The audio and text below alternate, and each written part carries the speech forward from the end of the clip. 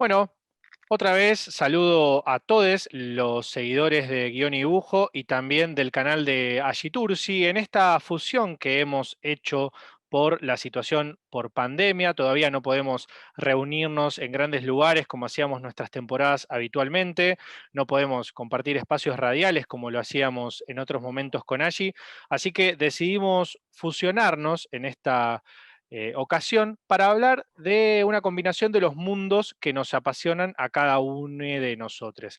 En mi caso va a ser la historieta y en el caso de Ashi va a ser el cine. Entonces vamos a hablar de esas ocasiones en las cuales estos dos mundos tuvieron un contacto. Historietas que pasaron a ser adaptaciones audiovisuales, sea en cortos o en largos, y también el caso de películas que después pasaron a ser historietas. En este caso tenemos el lujo de hablar de, bueno, una porción importante del equipo que estuvo detrás de la adaptación a película de una de las historietas más importantes de la historia de la historieta en Argentina, que es Boogie el Aceitoso.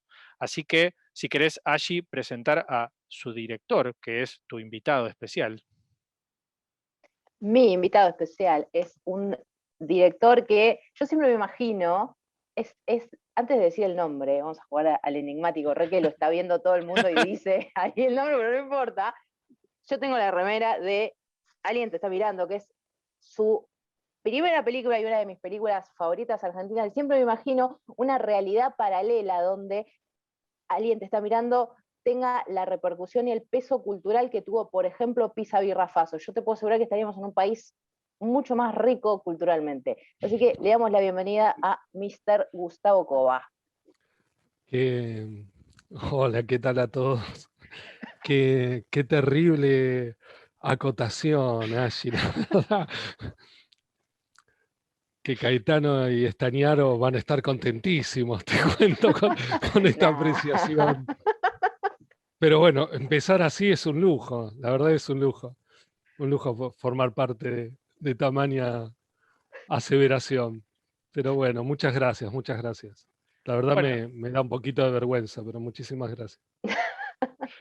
Bueno, y en mi caso, mi invitado es alguien que sí ha tenido una mayor participación en el mundo de la historieta, quizás en una de las publicaciones más importantes de una porción de la historia de la historieta, que fue la década de los 90 y principios de los 2000, y es Sebastián Ramsey, a quien yo tenía mucho del mundo de la historieta.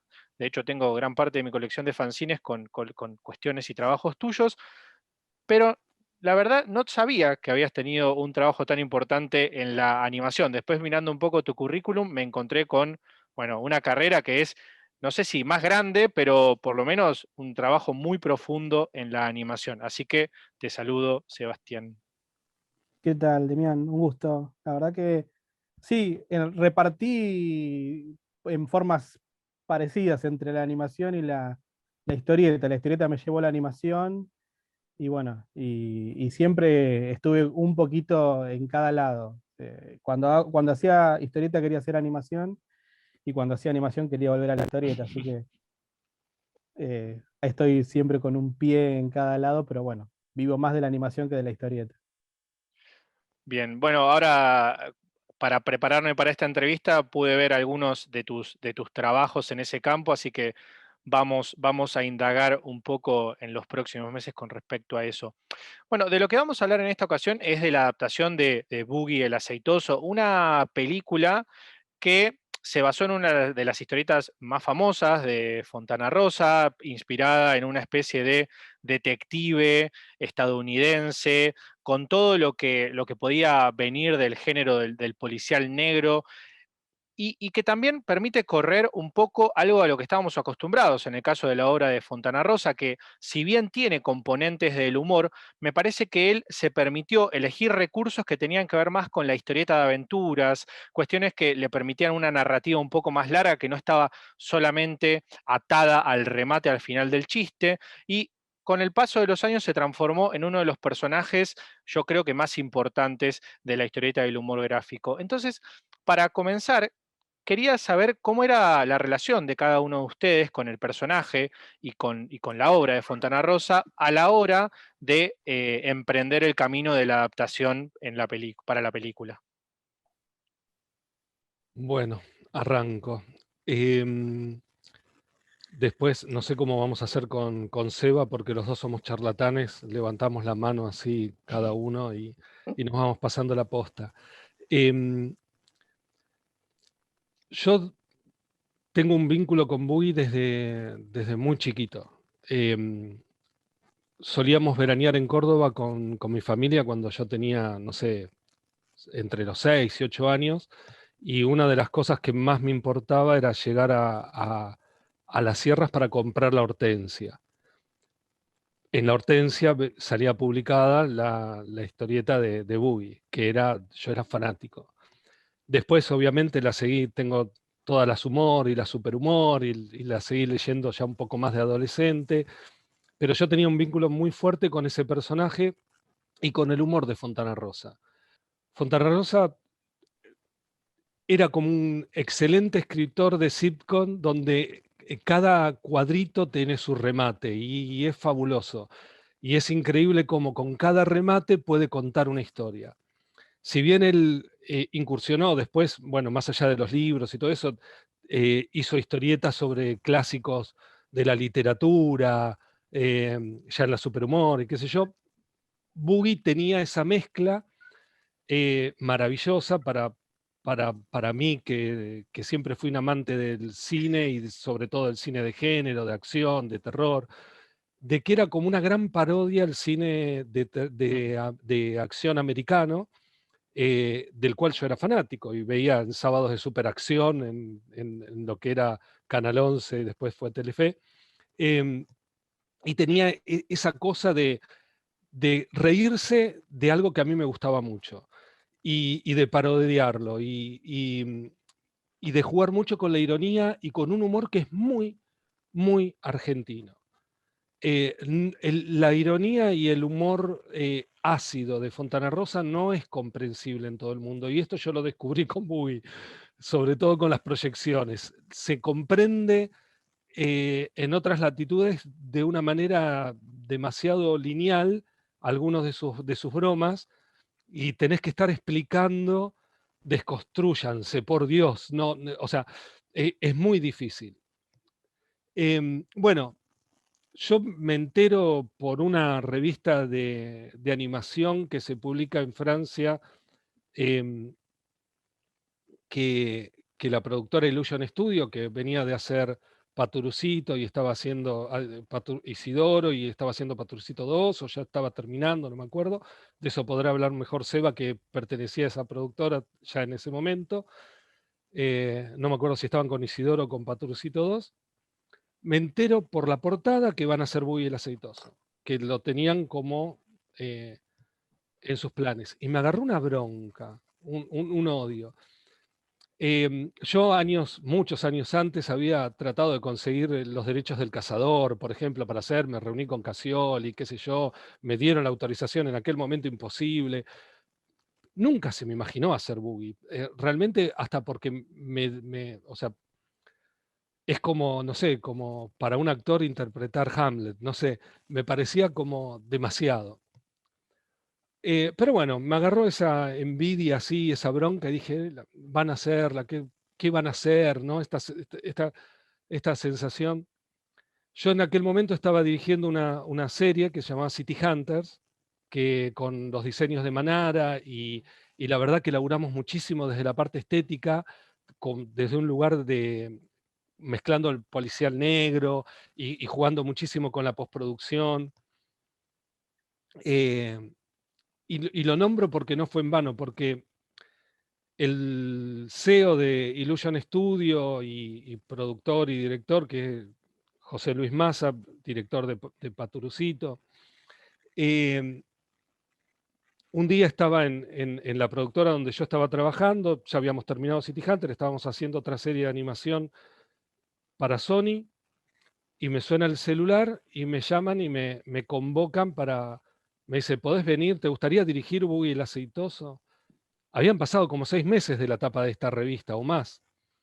Yo no lo podía creer, digo, ¿pero qué pasó? ¿No la estaban haciendo? Me dice, no, todavía no empezamos, estamos en etapa de preproducción. Y bueno, obviamente si José Luis hubiese sabido lo que yo sentía por Boogie y las ganas que tenía de dirigirla, me hubiese jugado en contra porque no me hubiese pagado ni el sueldo. O sea, yo, de hecho, renuncié automáticamente, le expliqué en la productora donde estaba que no era un problema de plata, no era un problema de nada. O sea, me convocaban a hacer Boogie. O sea, no, era el sueño de mi vida, no podía decir que no.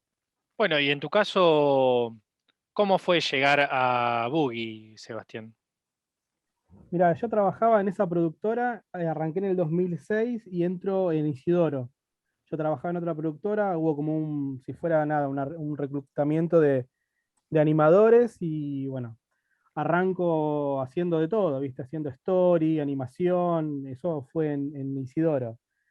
Se estrena Isidoro y inmediatamente la empresa tenía, bueno, muchos animadores porque hacer animación 2D implicaba nada, un trabajo más, viste, manual y a la manera antigua. Y después que termina Isidoro, baja el director de la empresa, José Luis Massa, y dice, bueno, va a haber un quiebre, una bisagra a nivel tecnológico, y bueno, la mayoría, la empresa hace como un reseteo de gente para el nuevo proyecto de Boogie.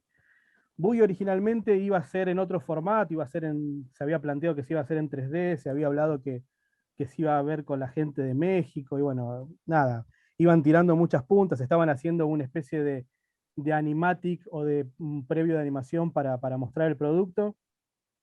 Se quedaron con muy poca gente, y yo estaba justamente en la parte de storyboard de Boogie. Empecé, y como bueno, yo vengo del área más de la historieta, los planteos de story, que como lo había dibujado, a nivel estético les gustaba el laburo que estaba haciendo. Las personas que estaban metidas así como para encarar la idea de una peli, se habían ido, y bueno, ahí donde me ofrecen la parte de la dirección de animación de la película. Pensá que yo nada, era de un animador a pasar a director de animación, era como un cambio muy grande. Me dijo, bueno, me citó, me llevó a la oficina, me dijo, pensalo un fin de semana.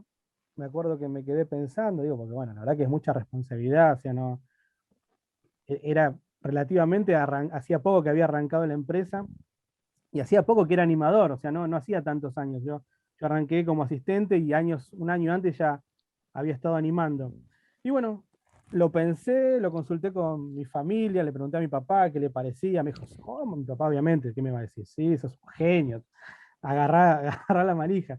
Y bueno, nada, fue un cambio radical porque también era un cambio de actitud ante mis compañeros, que eran mis compañeros, y de repente tenía que estar dirigiendo algo. Y bueno, ahí después, más tarde, llega Gus, y nada, Gus un apasionado de Boogie. Yo me acuerdo que cuando lo escuché hablar de Boogie, dije, bueno, nada, es súper más fanático que yo no había conocido. Dije, bueno, es una buena elección.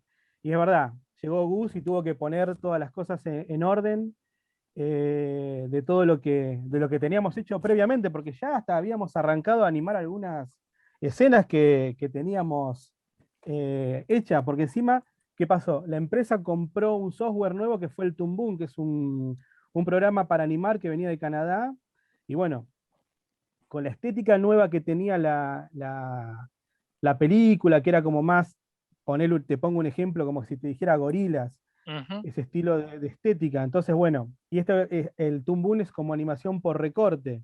Entonces, bueno, era todo para empezar a aprender. O sea, las primeras escenas que empezaron a los chicos a practicar fueron muchas que quedaron en la peli, pero bueno, se armó de una manera inteligente, de tal vez esas escenas iban más al medio porque eran las que recién arrancábamos, y después, bueno, ya cuando los chicos se pusieron más cancheros con el programa, la verdad que cuando terminó la película los pibes animaban increíbles, y bueno, justamente coincidió también con el final de la peli, que también demandaba también como una animación como de más acción y todo, y bueno, fue como creciendo con la película la práctica de los chicos. No éramos muchos en animación, eran ponerle 15 chicos, después en el departamento de arte de fondos había más gente, pero bueno, fue una película que se realizó con menos gente de la que tenía la empresa antes de ese quiebre tecnológico, como se llamaría, ponele.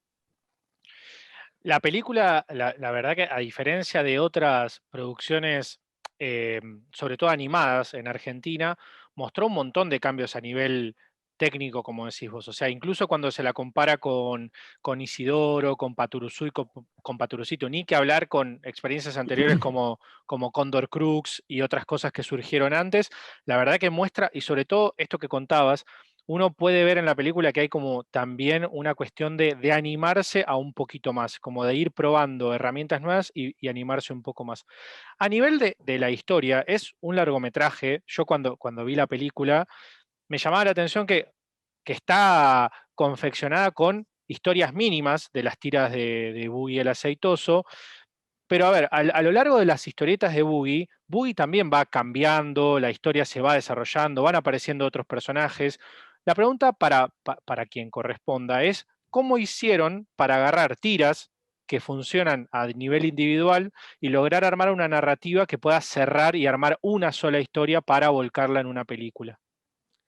Mira, había un guión que estaba bastante bien estructurado, que hizo Marcelo Páez Cubel, donde él encontró un relato donde poder incluir determinada cantidad de historietas de Boogie. Cuando yo leo el guión la verdad que estaba muy bien desde ese lugar, pero yo sentía que se notaba cuando hablaba Fontana Rosa y cuando no hablaba Fontana Rosa. Por otro lado, había como una gran ausencia de momentos esenciales de Boogie el Aceitoso que no estaban en el guión. Toda la parte de la guerra de Vietnam, había como un flashback de una especie de sueño, pero era muy chiquito, y había como una también ausencia de ese humor ácido, irónico del negro en el resto de la película y sobre todo en el final. Y, y el personaje de Marcia, que si bien existen las historietas de Boogie, y en realidad son como 2 o 3 diferentes personajes por su morfología, no estaba como delineado no con la profundidad que necesitábamos. Entonces, con el permiso del guionista que dijo hagan lo que quieran, lo primero que hice fue corregir absolutamente todos los diálogos de la película que no habían sido escritos por Fontana Rosa, buscando cómo Fontana Rosa en sus historietas, sean de Boogie o en los libros que sean, hubiese dicho esas frases y modificándolas con las palabras del negro. Después cambiamos y rearmamos la estructura de la película para que funcione de una manera mucho más cinematográfica y le inventamos el inicio, le inventé ese pretítulos para contar un poco de dónde venía, porque me parecía que era una narración que había escrito el negro, que era increíble cuando que lo pusimos como voz en off, ¿no? Además, yo venía con la cabeza del trabajo de haber hecho animación, como yo venía del live action, del filmar y del vivo, y de trabajar mucho, pero muchísimo en croma y en postproducción. Yo tomaba la animación como si fuesen los personajes, gente filmada en croma, y les armaba un escenario virtual alrededor de Hoy es medio pelotudo decirlo, pero en aquel momento era como sorprendente. Laburar con layers y layers y layers y poner luces y efectos y cosas y dibujarle. Que, que claro, para los chicos, por ejemplo, que venían de hacer fondos 2D en Paturucito o en Isidoro, les rompía la cabeza porque estaban acostumbrados a hacer un fondo gigante para poder hacer diferentes zonas, y yo les decía, no, toda la basura, no, lo que necesito acá es un árbol, acá necesito esto, necesito moverlo. Y además, como los chicos estaban aprendiendo el programa, necesitábamos tapar mucho de la animación. Esto que dice Seba, si realmente hubiésemos tenido una preproducción que nunca tuvimos, arrancamos directamente casi, la película se hizo en 8 meses. 7, 8 meses, sí. 7, 8 meses de animación, punto. Después se tomó un año, es otra historia, otra aventura. Pasarla a 3D, hubo que volver a hacer un montón de cosas, pero hacerla tridimensional. Pero la animación fue una película de muy bajo costo, muy artesanal. Si Y hubiésemos se tenido llegó una con los tiempos. preproducción, Y se llegó con los tiempos que teníamos pautados. Teníamos que llegar a un fixture, se llegó a la fecha. Cuando termina la película teníamos todo lo que sería una preproducción para poder hacer una película.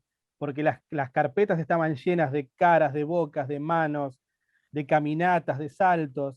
Y bueno, después no dio, no sé por qué, pero teníamos armado ya como 10 capitulitos más para hacer cortos para presentar, calculo, creo que era MTV o uno de los que eran los auspiciantes de ese momento de la película. ¿Y qué nos pueden contar en relación a las voces y el laburo de doblaje? No solo en relación a los intérpretes de la versión argentina, pues es una peli que fue doblada a varios idiomas. ¿Qué anécdota o qué cosita sobresaliente tienen de las voces y del proceso? mira, primero, o sea, en animación necesitas de las voces para poder animar. O sea, la voz es una de las primeras cosas que se graban.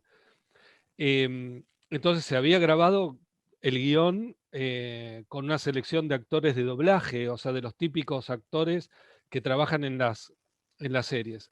En particular, la voz de Boogie la había hecho un pibe que tenía un caño, una voz así repotente, que estuvo muy bien, pero bueno, hubo que volverlo a grabar miles de veces porque por esto que yo te decía, que le cambié el 80% de los diálogos. Entonces hubo que hacer terceras grabaciones y cuartas grabaciones para poder ajustar todo eso. Ya más cerca del estreno de la película, viene José Luis y me dice, vamos a ir con Pablo Echarri y Nancy Duplá para el lanzamiento. Y había que volver a grabar todo. Y la verdad que estábamos enamorados de cómo sonaba la película, no con ellos. Entonces, yo por un lado, la primera sensación fue de resistencia. Y, y del otro lado, José Luis me decía, mirá que te equivocás, Pablo es un tipazo, qué sé yo.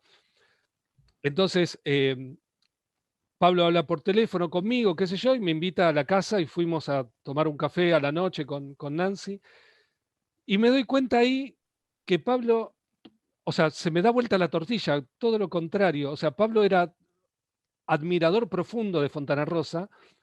Me decían, no podemos hacerlo mal, no podemos cambiar las palabras para, por ejemplo, decir patatas en vez de papas, porque el neutro, o sea, si bien Boogie estaba escrito en neutro, pero era un neutro trucho, era el neutro de Fontana Rosa para poder jugar a hacer una ironía sobre el cine de acción americano que veías en televisión.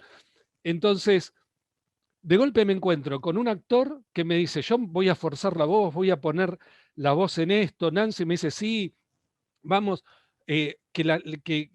poneme una actriz de doblaje que fue Lucila Gómez, que me enseñe el neutro al lado mío. Yo voy a hacer una voz que no me importa que no se note que soy yo. Lo mismo me dice Pablo, o sea, se sacan el ego de encima. Dice, hagamos Boogie el aceitoso. Después está la venta internacional de la película. En este caso habían entrado unos coproductores mexicanos que eran de una revista El Proceso que publicaba Boogie el Aceitoso en su contratapa. Entonces, ellos ya la tenían para lanzar a cine.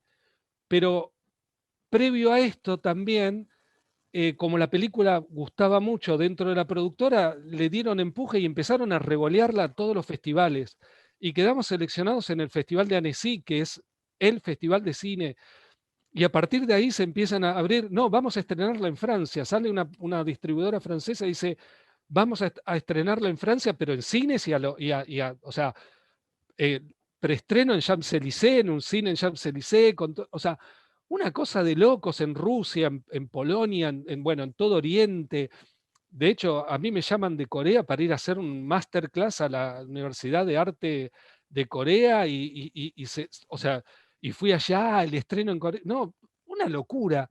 Bueno, y por ejemplo, en México El doblaje de Boogie lo hizo Jesús Ochoa, que es el mamut de la era de hielo.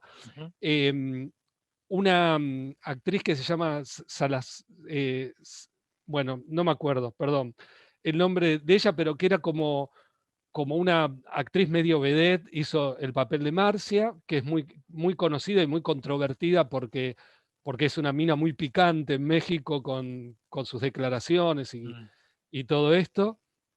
En Francia, una cosa rarísima, lo hace una actriz que canta blues y jazz, que tiene una voz media ronca, pero que jugaba en algunos programas a imitar a Schwarzenegger y a Stallone haciendo de Rambo y de... Entonces dicen que haga Boogie, y la mina no podía entender nada, ya había participado en una película de Disney como doblajista, pero por una cantante de blues, creo que en El Príncipe, la Princesa y el Sapo.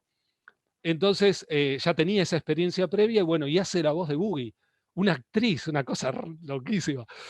Bueno, hace un ratito contaban un poco cómo usaron ciertos recursos para que la película tenga una fluidez y una dinámica eh, propia y además un poco como contaban, para tapar algunas cuestiones que ustedes podían reconocer, no como deficiencias, sino como cuestiones que quizás el público iba a notar que había una debilidad o una cuestión a corregir. Y hay una cosa que a mí me llamó la atención, como fanático de Frank Miller que soy, que es los sucesivos usos del recurso del blanco y negro con una animación un tanto más simple que lo que se veía en el resto de la película, y que a mí me parece que cumplió un doble efecto de homenaje a una película como Sin City, que había salido hace muy poquito tiempo, a un cómic que es una bestialidad, es uno de los mejores para mí de la historia, pero que también tenía algo en lo que se conectaba con Boogie, que es que yo veo en Boogie algo muy parecido a John Hartigan, que es interpretado por Bruce Willis en la película de Sin City. Quería saber cómo apareció esta influencia, si fue solamente una cuestión de homenaje o si también a ustedes en algún momento les sirvió como recurso, porque se repite varias veces en la película. Mirá, a ver, yo soy un poco, o sea, fanático de Tarantino y sobre todo en ese momento estaba muy en mi cabeza con esa estética narrativa, o sea, de jugar mucho con la música, de tener imágenes muy fuertes. Cuando nos planteamos, Boogie es una historieta en blanco y negro y casi pareciera que Fontana Rosa cuando dibuja es como que empieza una línea y como que no la termina y termina casi al final, o sea, es muy simple y en realidad tiene muy poca acción Boogie, salvo algunos casos, la mayoría de las historietas son diálogos y un humor más basado en el remate que en la acción física. Excepto que, bueno, mata a alguien o hay algo así grosero, pero digo, no es la acción que, por ejemplo, sí tiene Miller. No es eso.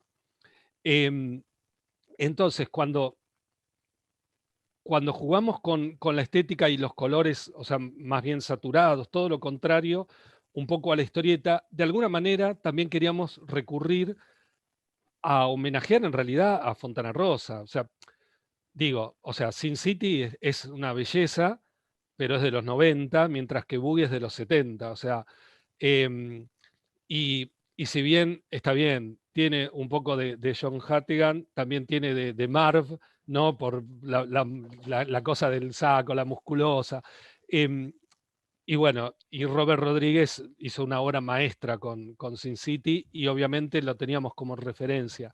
Pero no como algo fijo, sino Fontana Rosa jugaba mucho a veces con los claroscuros, o sea, de recortar la sombra de la figura, o sea, la silueta de la figura con un fondo de blanco o negro y dibujar y que sea todo blanco. O sea, hacía esas cosas dentro de la historieta que eran maravillosas, que los chicos la habían usado para un tráiler que habían hecho al principio y a mí me pareció como maravilloso y un hallazgo y que había que hizo fomentarlo durante la peli porque era como una marca también de Boogie.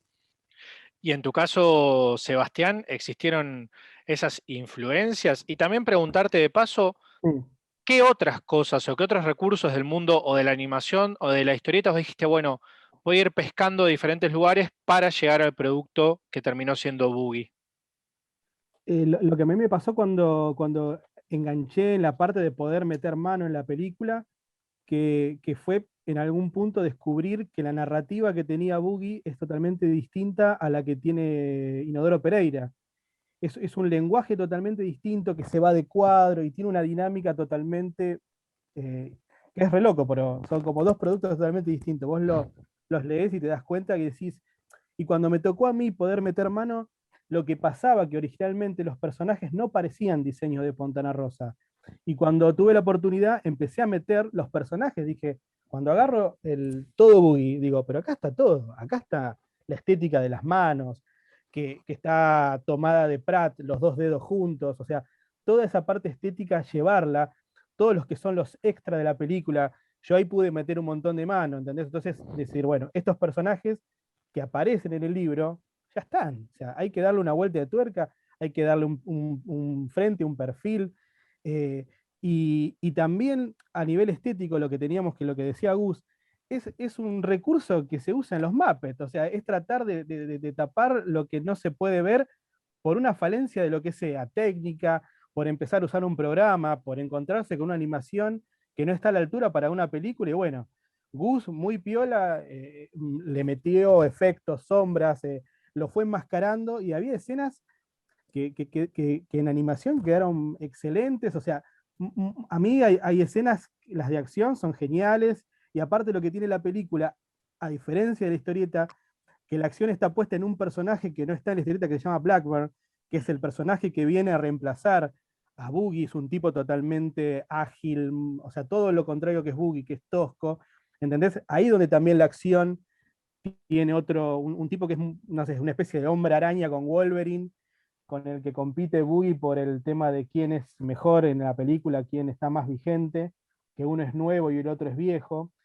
Y muchas veces la animación lo que tuvo es potenciar lo que fueran recuerdos, lo que fueran situaciones que vivió Boogie, que cada una tiene una estética. Los sueños tienen una estética, los sueños lisérgicos tienen una estética que parodia al submarino amarillo, los títulos, las presentaciones de los personajes, por ejemplo, de Blackburn.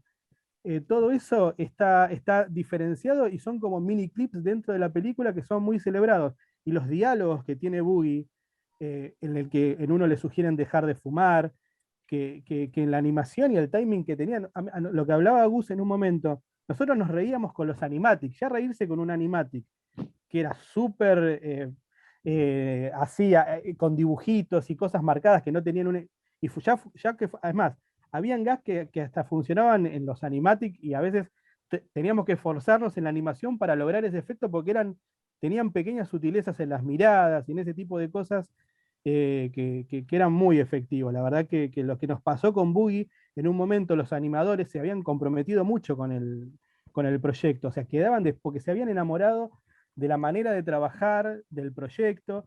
Muchos se quedaban después de horas sin pedírselo, tratando de sacar una escena. Hubo mucha pasión en la película. Se Pero lo que enganchaban, y es noto, más, a veces había que bajar un poco el nivel de cosas, porque cuando había que reventar todo, volar cabezas, porque era una masacre, a veces nos íbamos diciendo, bueno, mirá, acá ya nos fuimos de la línea, que más o menos, igual que Boogie, parece que no tiene nada, que pasa todas las líneas de lo que uno puede llegar a creer. Bueno, eso nos pasó con la peli. A veces había que calmarse un poco con el tema de la violencia, y eso que la película es hiperviolencia, en un momento ya es poner un counter y ver cuántos van cayendo.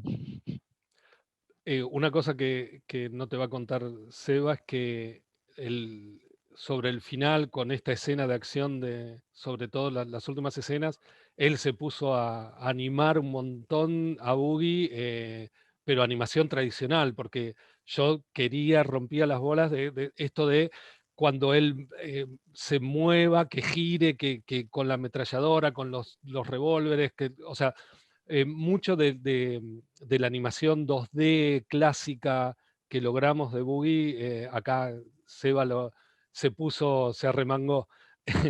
No, una cosa que era maravillosa que a mí me parecía que había que transmitir, era que el negro, o sea, Boogie nace como un chiste del negro con Chris, de hacer como una joda a Harry el Sucio. Indirectamente, y bueno, y la publican, le encanta al editor, y bueno, y ahí empieza a tirar de la soga y empieza a salir Boogie. Y Boogie es esta parodia al cine, entonces yo que soy muy amante del cine de género, dije, bueno, aprovechémoslo. Entonces, usemos diferentes escenas con diferentes estéticas de aquellas películas o de aquellos momentos que representan el mensaje o lo que estamos contando en ese momento, pero con esa estética. Entonces, bueno, ¿esto cuando pasa? Esto es lisérgico, esto es de los 60, el pibe está drogado, está en medio de un sueño, vamos con el submarino amarillo. Y bueno, la verdad, habíamos armado esa escena con All You Need Is Love, cambiándole la letra por All You Need Is War, y entonces iban a Warland. Obviamente no pudimos usar la música del submarino amarillo, pero usamos algo parecido. La película tiene como 40 temas musicales, es una locura. Diego Mon, que fue el que hizo la música, la verdad también se puso, o sea, la verdad que todos, cada uno en su rubro, el griego, que fue el sonidista, dijo, nunca en mi vida hice tantos tracks de audio, las balas cayendo una sobre otra, el sonido de cada disparo, los helicópteros que van pasando por arriba, cosas que ni ves y que se están escuchando. Vos veías el Pro Tool de sonido y eran imposible de ver, miles y miles de capas, de capas, de capas de audio, de horas de estar poniéndole sonidito y hacer foley y foley, porque el sonido no era perfecto y había que buscar algo que suene a ese disparo, a esa rotura de huesos. O sea, cada uno en sus rubros, la verdad, se rompió el traste para lograr y creo que eso se nota, porque en todos lados donde se vio, en lugares que no sabían ni de Boogie, ni de Fontana Rosa, ni de la existencia de Argentina, y sin embargo la película maravillaba y aplaudían y bueno, y se vendía y se mostraba, o sea que...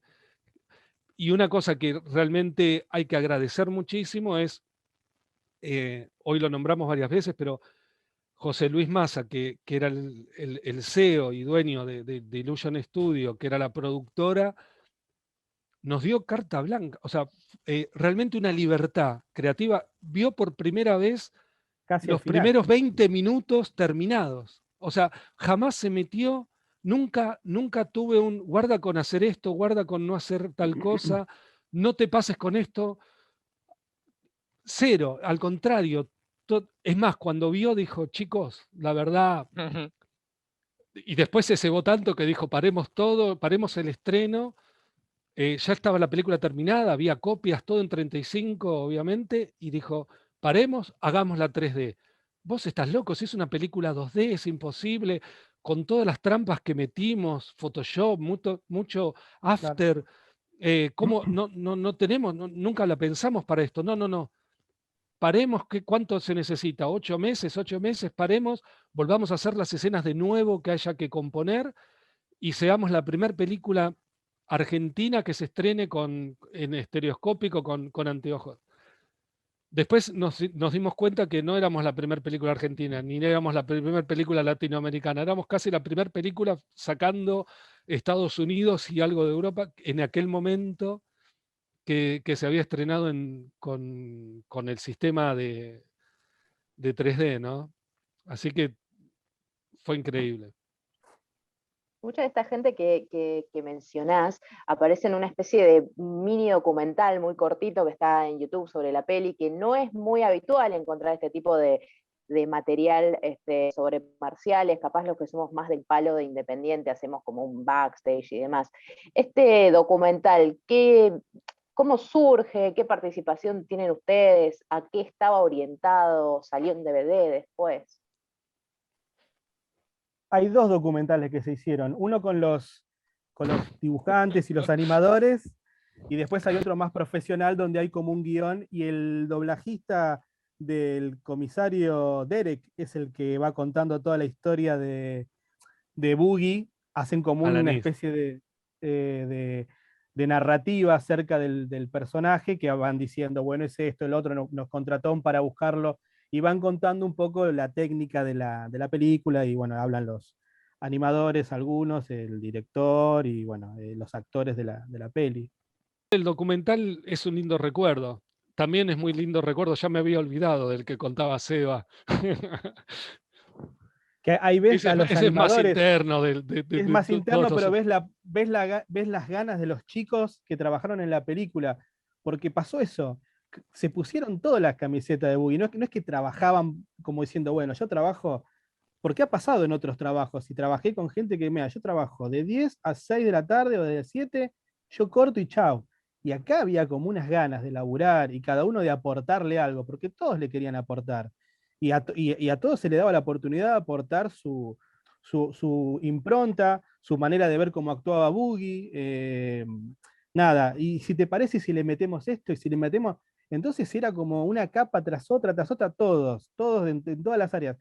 Desde el tipo de seguridad que nos dio la pistola para sacarle la foto, le sacó las balas y dijo, bueno, sáquenle la foto, porque los elementos que mueven en la película son fotos o elementos de fotos reales. Entonces, cuando Boogie gira el arma, le tuvimos que sacar la foto al giro de la pistola, y es del tipo de seguridad de la puerta. El tipo agarró y sacó las balas, no tiene nada, ¿no? Sí, bueno, vamos a sacarle fotos a la pistola que usa Boogie en la película. Algunos elementos de la película eh, fueron hechos en 3D, o sea, los autos, y eso a mí me sirvió muchísimo para jugar un poco más con las escenas de acción y algunas cosas. La realidad que los últimos 20 minutos de la película, creo que en el guión, no sé si eran 5 hojas, Claro. porque pasa de todo y había que narrarlo, ¿no? Y además nos íbamos cebando. Entonces había algunos elementos puntuales que los usamos fotográficos, incluso medio sumado a Heavy Traffic y esa onda. Decía, bueno, los fondos que hay en movimiento, por ejemplo, a través de los autos, y un día nos fuimos a filmar la ciudad de noche. O sea, y filmar el puerto, y filmar las calles, y ir poniendo la cámara para usar de fondos de la animación fuera de foco y dándole una textura más reventada, pero de fondos filmados. De jugar un poco a los Ramsky, ¿no? O sea, esta onda de mezclar lo realista con la animación. Genial. Y para ir ya redondeando, la típica pregunta de redondeo de entrevista. ¿Están en algún proyecto actualmente del que nos quieran contar algo? ¿Qué es lo próximo que vamos a saber de ustedes? ¿En qué andan? Bueno, yo estoy, inexplicablemente, seguimos juntos con Gus. Sí, después de 10 años, más, se cumplieron los 10 años de la película y estábamos trabajando juntos, trabajamos en Mundo Loco, haciendo una serie nada que ver a lo que puede ser Boogie, que es una serie de bebés, donde, bueno, Gus es uno de los directores de la película, yo estoy en el departamento de arte, acá está, ahí los bebés, o sea, cambiamos de la violencia total a lo más cute del universo, que son esos bebés que tocan rock en una guardería. Y bueno, yo cada 10 años dirijo a la animación de una película. En el 2018 dirigí Lava, con la animación de Lava también con un montón de amigos. Y bueno, eso que se habla de la pasión y todo, nos divertimos un montón. Éramos unos pibes que nos encontramos en Parque Rivadavia cuando teníamos 19 años. Y después de 20 años nos juntamos y la hicimos en serie y todos fueron súper profesionales. Y la verdad que es otra de las lindas experiencias de la animación. Así que bueno, ahora le dejo el final a Gus. No, sí, desde diciembre del 2015 que estoy dentro de Mundo Loco, dirigiendo Minibit Power Rockers. Vamos terminando la tercera, que en realidad es como una cuarta temporada, porque la segunda temporada fue doble. Esto significa 200 episodios de 5 minutos. Ya hicimos 6 especiales de media hora y ahora estamos arrancando un telefilm de la serie. En cantidad de minutos de animación es muchísimo. Cada capítulo es una locura porque cada capítulo es conclusivo y tiene esta impronta así tipo la animación para toda la familia tipo Warner con mucho gag físico, y es muy entretenido hacerlo, eh, pero bueno, lleva mucho tiempo y la verdad que es una parva de trabajo. Igual, como siempre, o sea, la animación para adultos a mí me encanta, me encantaría volver a repetir en algún momento. Creo que Argentina tenemos el orgullo de ser uno de los países con mayor cantidad de material, de muy buenos escritores y dibujantes de las mejores historietas que se han hecho en el último siglo. Tenemos personajes antagónicos, ¿no? O sea, desde las viejas D'Artagnan y Scorpio y todo ese tipo de revistas. O sea, tenemos personajes como Drago, como Nippur, bueno, Robin Hood. O sea, desde la historieta más aventura hasta el cómic más por ahí de diversión y hasta las cosas más bizarras y más de la nueva época así del posfierro del cómic. Así que me parece que material sobra, lo que faltan por ahí es empresarios que se decidan, porque es muy caro montar, y el género de animación para adultos por ahí no es tan popular en Latinoamérica, sí muchísimo en Europa y Asia. Eh, Hay películas hoy, gracias a Netflix, uno puede ver mucho anime y mucho cine más para adultos y decís, wow, mirá lo que están haciendo y te rompe la cabeza, no sé, Perdí mi cuerpo, Ujú. o no sé, Mi nombre, o tantas otras. Bueno, Bui está en Amazon Prime, no sé si sigue estando, pero Sigue estando, creo, ¿eh? estaba en la plataforma de Amazon Prime hace un tiempo, así que bueno, hay una manera para los que tengan Amazon. YouTube también está subida Ujú. la película para el que no la conoce y quiere sorprenderse y ver de lo que estamos hablando. Una buena oportunidad. Bueno, para mí ha Buenísimo. sido, perdón, te pisé allí. Seguí. No, Ay, que me un dolió. poco la idea de este especial era un poco combinar la pasión de Ashi por el cine y mi pasión por la historieta. Y para mí esta entrevista ha demostrado que ustedes tienen el mismo sentimiento, porque han hablado desde la pasión, un poco desde el cine, en el caso de Gustavo, y hay mucho de pasión desde el dibujo y la historieta en el caso tuyo, Sebastián. Así que para mí fue un tremendo capítulo y bueno, ahora sí te doy el pie para que hagamos el cierre. Ok, yo lo que quería decir es que si hay algún inversionista interesado en animación para adultos, me parece que acá tenemos personas con muchas ganas de laburar. Les agradecemos mucho a Gus y a Seba por haberse sumado. Les agradecemos también a todos los que vieron el video y nos vemos la próxima entrevista, ¿no es cierto? Muchísimas gracias, chicos. Muy amable, gracias por Gracias la a invitación. ustedes, por favor.